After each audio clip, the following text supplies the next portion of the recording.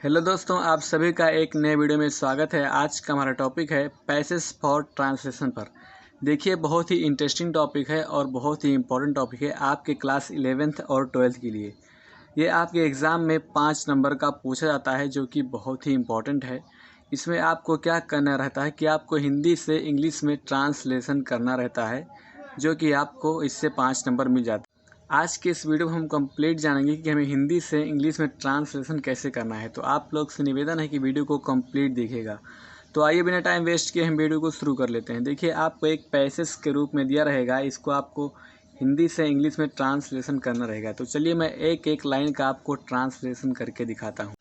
मैंने बहुत ही interesting passage आपके लिए सुना है, तो आइए वीडियो को शुरू करते हैं। मैं आपको इसका एक एक ट्रांसलेशन करके दिखाता हूँ। हमारी पहली लाइन है कि महात्मा गांधी अपने समय के सबसे महान पुरुष थे।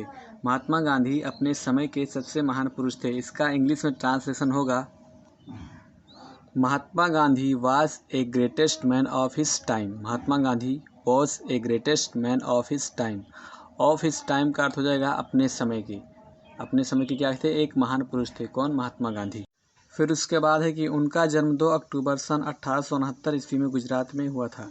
इसका ट्रांसलेट हो जाएगा, he was born at Porbandar in Gujarat on October 2, 1869।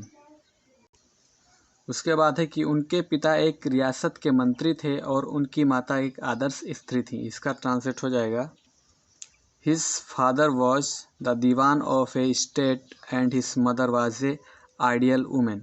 His father was the dewan of a state and his mother was an ideal women. फिर उसके बाद है कि भारत में शिक्षा प्राप्त करने के पश्चात वे वकालत पढ़ने इंग्लैंड गए। वहाँ से बैरिस्टर बनकर वापस आने के बाद उन्होंने आरंभ में दक्षिण अफ्रीका में वकालत प्रारंभ की। इसका ट्रांसलेट हो जाएगा कि after receiving education in India he went to England to study law. यानी कि भारत में शिक्षा प्राप्त करने के बाद वे इंग्लैंड गए थे वकालत की शिक्षा प्राप्त करने के लिए।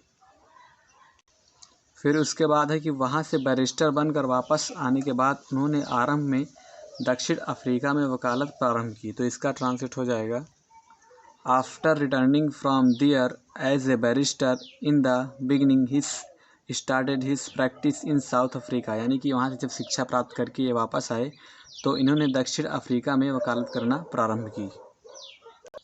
फिर उसके बाद है कि परंतु शीघ्र ही वहाँ रहने वाले भारतीयों की दीन दशा सुधारने के लिए उन्होंने सत्याग्रह आंदोलन प्रारंभ किया। इसका ट्रांसलेट हो जाएगा, बट सून ही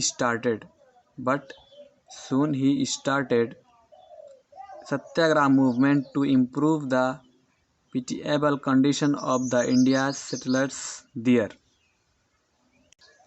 फिर उसके बाद है कि भारत की स्वतंत्रता प्राप्ति के लिए उन्होंने सत्य और अहिंसा को ही सर्वोत्तम हथियार माना।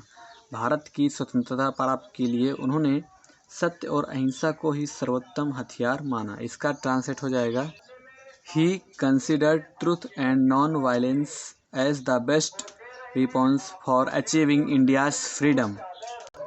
यहाँ पर ट्रुथ का अर्थ हुआ सत्य और नॉन वायलेंस इसका अर्थ हुआ अहिंसा। यानी कि सत्य और अहिंसा इन्होंने 2 हथियार माने थे। ट्रुथ मीन्स हो गया सत्य और नॉन वायलेंस मीन्स हो गया अहिंसा। फिर उसके बाद है कि अंत में सत्य और अहिंसा की विजय हुई और ब्रिटिश साम्राज्य को हार स्वीकार करनी पड़ी। At last truth and non violence were victories and the British Empire had to admit defeat. अर्थात अंत में सत्य और अहिंसा की जीत हुई और ब्रिटिश साम्राज्य को हार माननी पड़ी। भारत 1947 में स्वतंत्र हुआ। इसका ट्रांसलेट हो जाएगा, India became free in 1947। India became free in 1947। इस तरह आप हिंदी से इंग्लिश में ट्रांसलेट कर सकते हैं। यदि इसमें कुछ डाउट हो, इसमें कुछ ना समझ में आओ तो आप नीचे कमेंट में पूछ सकते हैं।